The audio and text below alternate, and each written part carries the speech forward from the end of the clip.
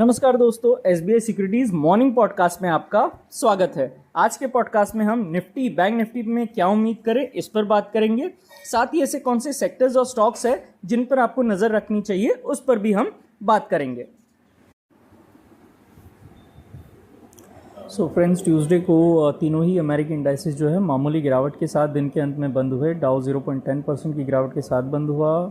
Take heavy Nasdaq index 0.10% की गिरावट के साथ क्लोज हुआ। S&P 500 0.20% की गिरावट के साथ बंद होने में कामयाब रहा, यानी तीनों ही जो इंडाइसेस हैं नकारात्मक नोट पे क्लोज हुए।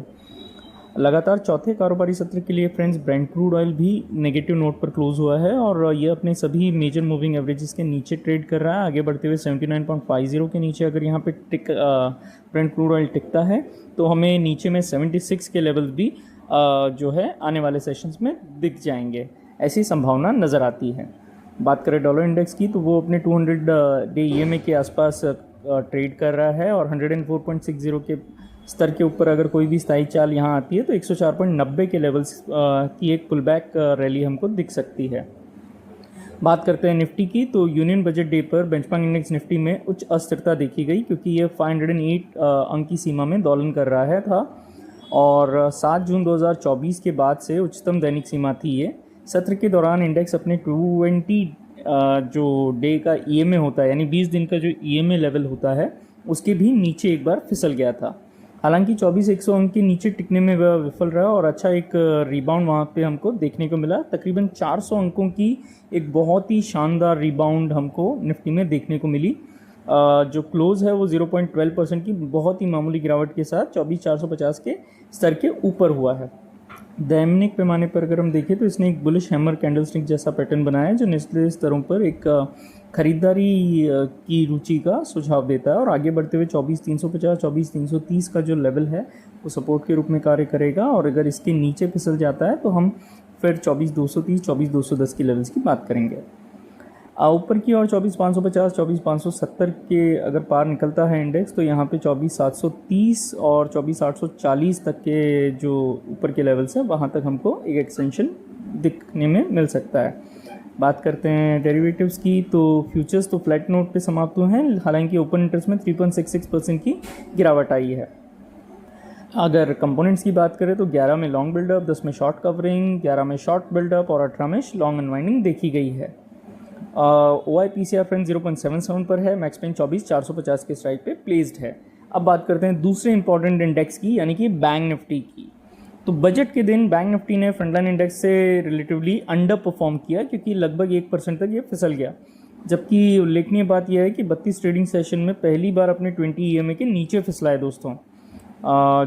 आगे बढ़ते हुए 51,400 51,300 का जो जोन है इंडेक्स के लिए सपोर्ट के रूप में कार्य करेगा। यदि इंडेक्स 51,300 के नीचे फिसल जाता है तो हम 51,000 और 50,800 के लेवल की बात करेंगे। ऊपर की ओर 52,100 52,200 एक रेजिस्टेंस है, वहाँ उसके पार निकलने पर 52,550 तक एक हमको जो है एक रिलीफ रैली बैंक निफ्टी में मिल सकती है।